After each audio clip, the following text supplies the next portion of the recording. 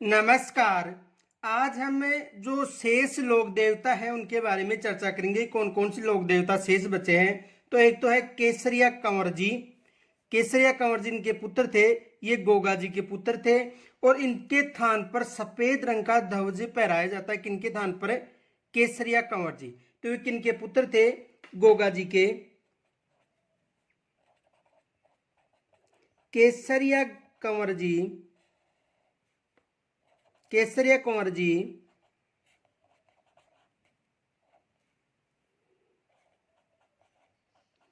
गोगा जी के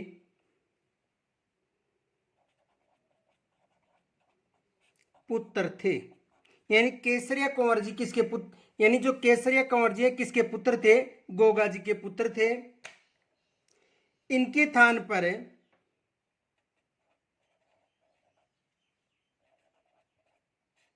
इनके थान पर किनके थान पर?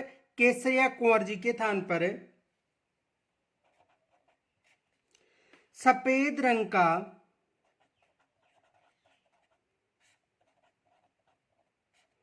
सफेद रंग का ध्वज फहराते हैं।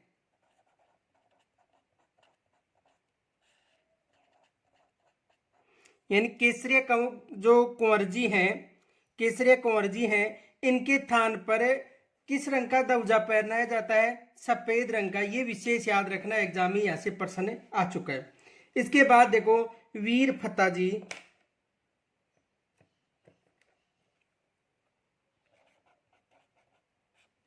वीर फत्ता जी,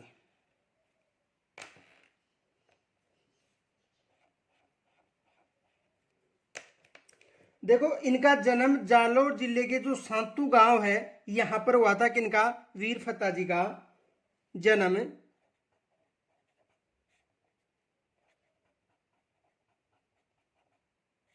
जालोर जिले के सातू गांव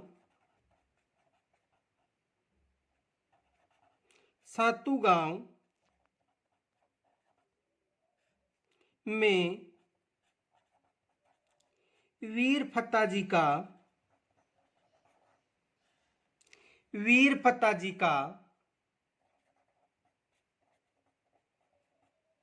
जन्म हुआ था।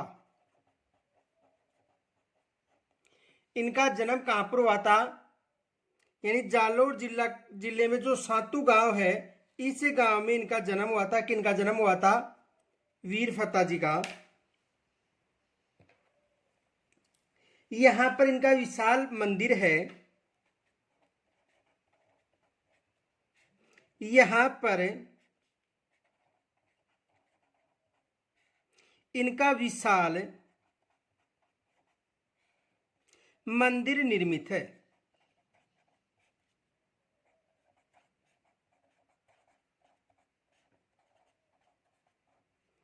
यानी सातू गांव में इनका विशाल मंदिर निर्मित है जहां पर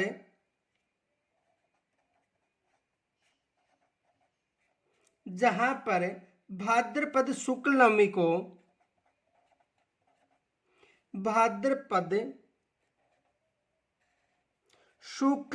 को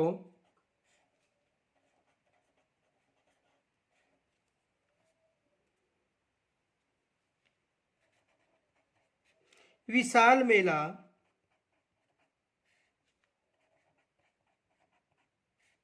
आयोजित होता है।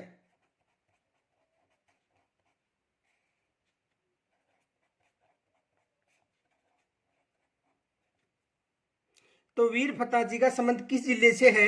जालोर जिले से, ये याद रखना। आगे देखो मेहाजी मांगलिया।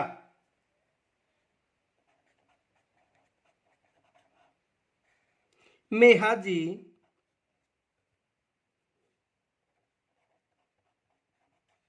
मांगलिया, देखो जो मेहाजी मांगलिया है ये राव चूड़ा के समकालीन थे। किसके समकालीन थे? राव चूड़ा के समकालीन थे। एग्जाम में यहां से प्रश्न भी आ चुका है। ये है राव चूड़ा के समकालीन थे।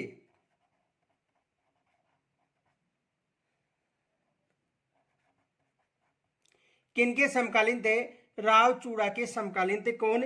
मेहाजी मांगलिया। और जैसलमेर के जो राव राणकदेव थे उनके साथ युद्ध करते हुए इनको वीरगति प्राप्त हो गए थे। तो जैसलमेर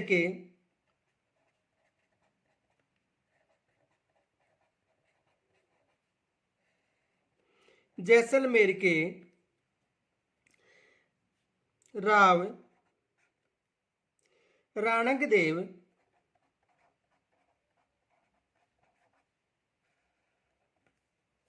से युद्ध करते हुए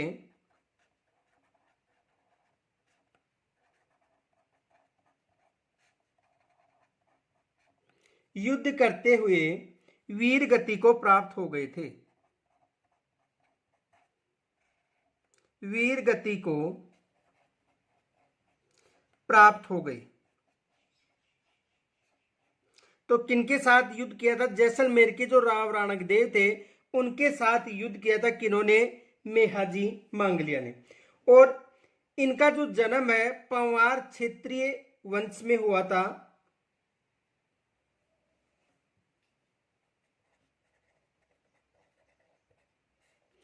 इनका जन्म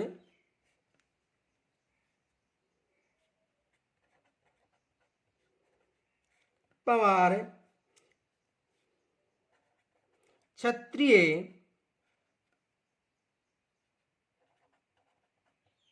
वंश में हुआ। लेकिन इनका जो लालन पालन था वो किन्होंने किया था? इनका जो लालन पालन था मांगलिया गोत्र में हुआ था। ये याद रखना, लालन पालन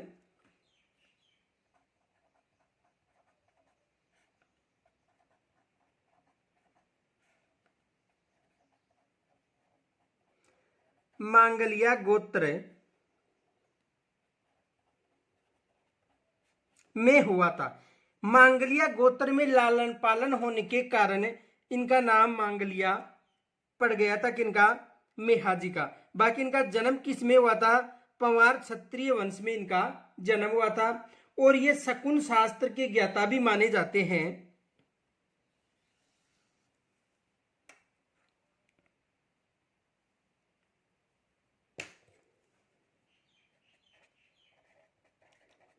शकुन शास्त्र के ज्ञाता माने जाते हैं। किसके ज्ञाता माने जाते हैं? शकुन शास्त्र के ज्ञाता माने जाते हैं। और इनका जो प्रमुख मंदिर है वो कहां पर है? बापणी गांव में इनका प्रमुख मंदिर है।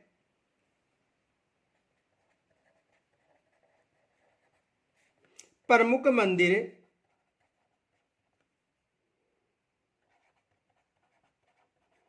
बापणी गांव में है।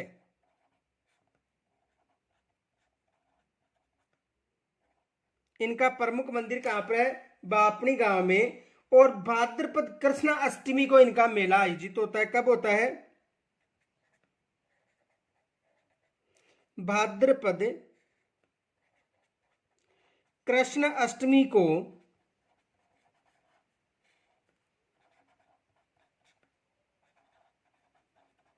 इनका मेला आयोजित होता है।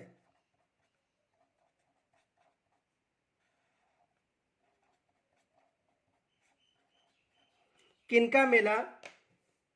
जो मेहाजी मांगलिया है। देखो आपको कमेंट्स के द्वारा एक प्रश्न पूछा गया था कि किस लोक देवता का मंदिर गांव से बाहर है?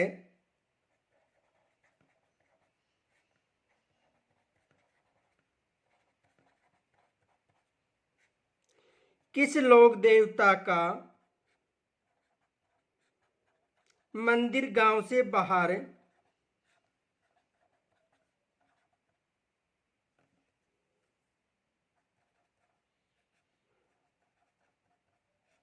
रहता है? ये प्रश्न पूछा गया था आपको कमेंट्स के द्वारा। देखो जब मामदेव या मामादेव का हम अध्ययन कर रहे थे तब आपको ये एक प्रश्न पूछा गया था कि किस लोक देवता का मंदिर गांव से बाहर है। तो देखो मामदेव के अलावा भोमिया जी का जो मंदिर होता है, किनका मंदिर, भोमिया जी का जो मंदिर था वो कहाँ पर होता है, गांव के बाहर। देख तो मामदेव जी और मामदेव जी के अलावा ये प्रश्न आपको पूछा गया था मामदेव जी पाठ में कि किस लोक देवता का मंदिर गांव से बाहर होता है, तो भोमिया जी का मंदिर गांव से बाहर होता था पहले, पहले की बात है। तो पहले भोमिया जी का मंदिर गांव से बाहर होता था। और दूसरा ये प्रश्न पूछा गया था कमेंट्स के द्वारा कि मामदेव को प्रसन्न करने के लिए किसकी बलि दी जाती है, तो मामदेव जी को प्रसन्न करने के लिए भैंसे की बलि दी जाती है। किसकी बलि, भैंसे की बलि दी जाती है। तो देखो आज हमने केसरिया कंवर जी, वीर फतेह जी और मेहा जी मांगलिया का अध्ययन किया। तो आज हमारी जो ये टॉपिक है लोक देवता ये समाप्त हो गए। कल से हम जो लोक देवियां हैं इनके बारे में चर्चा करेंगे।